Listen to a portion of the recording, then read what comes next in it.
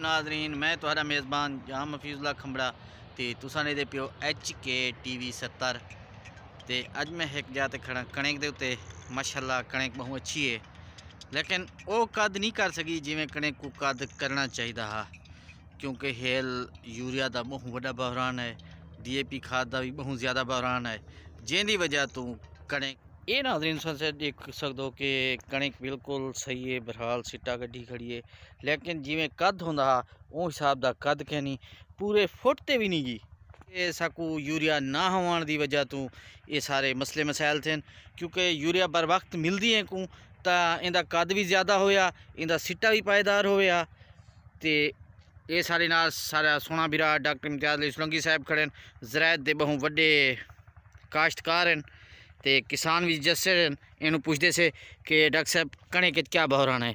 अस्सलाम वालेकुम सही। वालेकुम सलाम सही। डॉक्टर साहब क्या हाल है सही? ठीक सही, दुआ है सही, शुक्र है मौला दा करम है सही। डॉक्टर साहब हेल क्या बहरान है गंदम दे उते?